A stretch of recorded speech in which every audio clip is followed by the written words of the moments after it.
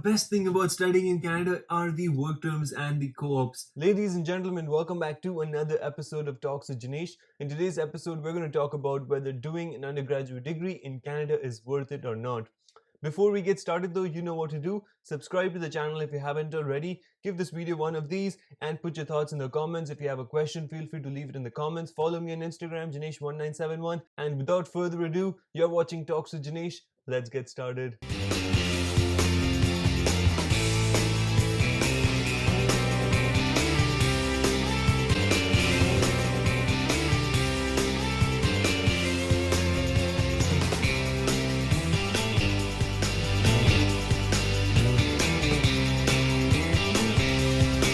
Undergraduate studies in Canada is really good. Now, regardless of the world ranking system, you can be sure that the Canadian universities will be found in the top 100 list, and it is because of Canada's education reputation and career-focused programs that it is one of the most popular choices for international students. Anywhere in Canada you go, you're going to find two things in common: the infrastructure and the welcoming nature. Let's talk about infrastructure first. The infrastructure here is just mind-blowing. The facilities they have is just huge. Last summer I went to Toronto and I visited the library area. It was huge. It's a whole huge building out there they've got escalators built in as well for students to go up and down. They've got Starbucks inside, and it's just pretty big. It's really nice. There is an area where students can sit down and use the computer, and most universities have that, but the difference here is they've got a full cabin like arrangement. Like it's just like my table right here. There is a given headphones, there's VR sets if you want to use it, and it's just huge. It's pretty good. The library that we have at Memorial University is very big as well, and the whole design of the library is unique, which is why it makes it stand out. The library gives us facilities to use the camera, the VR set. They've got a whole virtual reality thing out there where we can just go in and, as a student, we give them our ID, and then they can allow us 1 hour, 2 hour sessions to freely use that. As a student, you would have access to things that you probably have never seen before. At this university here, we've got an electron microscope. Now, it's obviously not open to students, but it's still there. I was working in the biolab for 1 year as a lab assistant on campus, and the things I've seen is crazy. The way they do stuff, and it's just unique science. It's so cool science. If you want to see the electron microscope here, then you might want to talk to the authorities and just talk to the right people who are in charge, and I'm sure they can have some sort of arrangement done to satisfy your curiosity and to just show you the equipment they've got. Right now, the new science building is being built, which is going to be massive. Spring 2021 is the date that they're expecting to finish construction, and the official opening is scheduled for the fall 2021 semester. So if you are coming here in fall 2021, then you're definitely lucky, because you're going to be doing your classes in the new science building. The academic environments here are really very friendly as well, and the education institutes understand the stressful nature of immigration and work permit and stuff like that. So that is why they're going to try and help you out as much as they can. If you were ever stuck with anything, basically all you need to do is reach out for help. It doesn't matter whom you're reaching out to. If you reach out to someone in the university and they don't know how to answer you, what they're going to do is direct you to somebody who can. And for this university, Memorial University, we've also got a specific email address that you can shoot any question that you have. And the job of the people who are handling this email address is to direct you to the right people. The email at MUN is ask@mun.ca. So ask@mun.ca. If you have any questions, email this and someone will get back to you. I often answer this email as well. I am the student liaison of the student experience office at Memorial University, and so I take care of this email address. I respond to queries and questions, and most of you probably heard from me by now, but if you haven't and you have a question, then you can definitely feel free to get in touch with somebody here, and you should get a response within 24 to 48 hours. The professors here are very approachable as well, and apart from them, you might even find student advisors on campus. When I first came here in December 2017, my semester was scheduled to start in January 2018, because that is when my classes were starting. And so I basically came in the winter intake of 2018, right? And it was difficult in the beginning, I'll tell you honestly, because I had to find a job. I found a job pretty quickly, but doing the job, the the hassles of every day, going to work, coming back from work, your body also can support you only so much, right? So you get tired, and in the wintertime, it's especially more colder. So making all of this commute to and back work and going to classes, attending classes, making sure that you're up to your school notes every single day. And so that was really difficult and challenging in the beginning, but humans adapt. So I adapted as well, and today I'm about to start my work term, for which I'm super excited. I'll tell you a fun fact about this place. The campus here is huge, right? The campus is very big, and it is very easy to get lost, especially if you are new here. It's very easy to get lost. I got lost so many times in my first year, and I remember a time when I was lost. I was trying to get to a building. I think it was a science building I was trying to get to, but I couldn't find it. So I was lost, and I stopped this girl, and I asked her, how do I get to this place?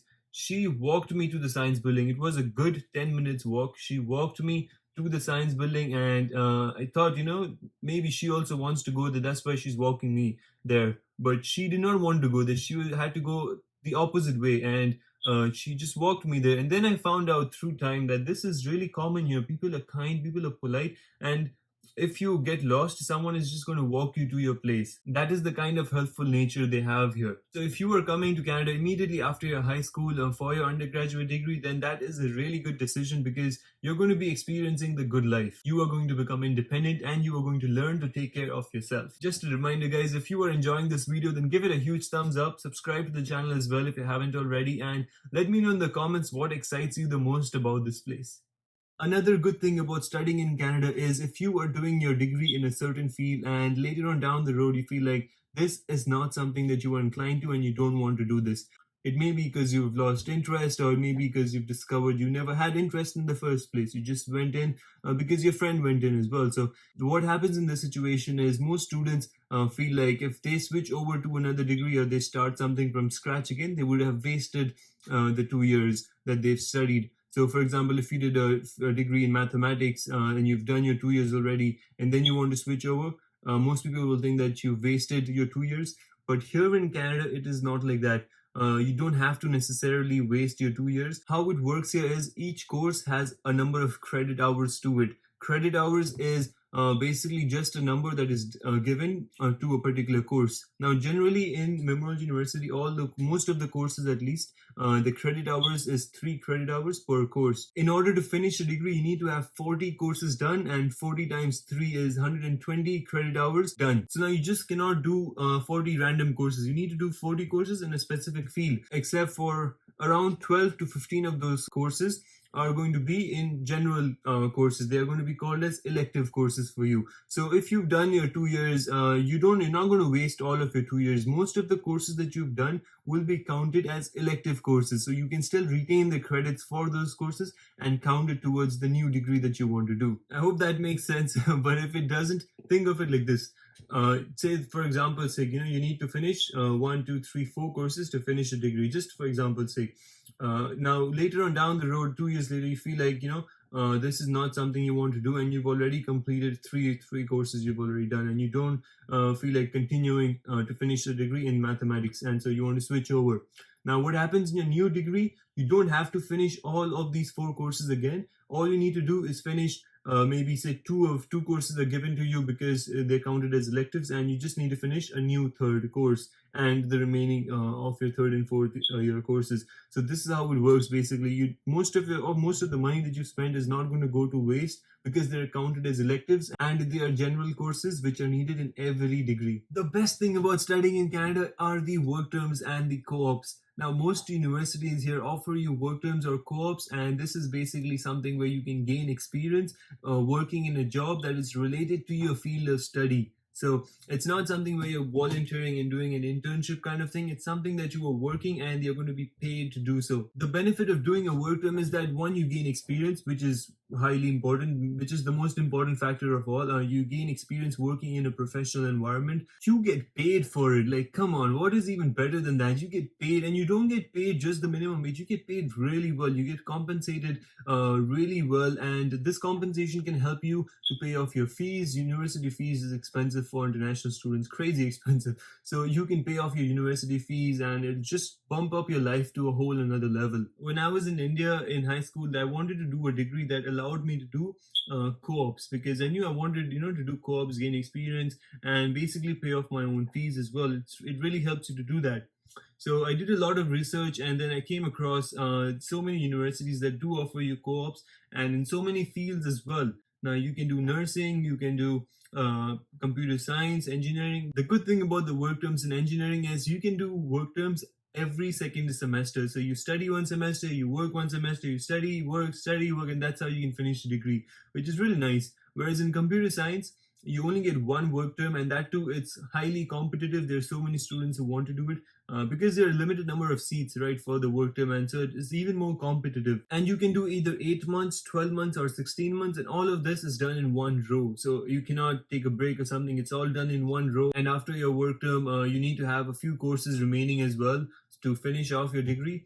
And basically that is for computer science. For business as well, there are co-op opportunities. Once you get here, you'll have to struggle a little bit, the whole adjusting phase, and that is going to take some time. But once you get through the first initial phase of just basically adjusting and getting used to the environment here, that's when life is going to be so much more enjoyable for you. You're going to be able to afford new things, afford expensive things, and just be able to live the good life. So if you were on the fence about doing your undergraduate degree in Canada, then definitely go for it. I hope you've got your answer by now. If you're worried about how you actually can get your stuff done, get your process, visa application, passports, IELTS exams, don't worry about all of that, because I am right now working on a course that teaches you exactly that, helps you get here, start to finish. From the visa process to finding the right accommodation, choosing the right university, paying off your fees, everything is going to be in this course. I'm hoping to launch this course early September, giving you full access to it. And I'm also including one-on-one mentorship where I will get on Zoom video calls with you one-to-one and just, answer your questions, give you guidance, talk to you, advise you, and basically just make you satisfied and, not have that sort of a stress that what should I do now? What's going to happen now? All of these things is basically just going to make you feel more nervous. And so I'm going to take that away from you. All of your stress, I'm going to take it away. I will tell you exactly what this course has to offer and more about it, how you can benefit from this and stuff in a separate video. The video is going to come out closer to the launch of the course. And for the pricing of the course, there is going to be a price, of course. I'm not going to put it out for free because nothing free in life is valued. Think about that. But the charge for the course is going to be minimal. I'm still working on the price, and I'm going to try and make it more affordable to the majority of the students out there. I'm super excited. Thank you for watching, guys. That's it for this video. If you enjoyed it, then drop me one of these. Subscribe to the channel as well if you haven't already, and put your thoughts in the comments. I'll see you in the next episode.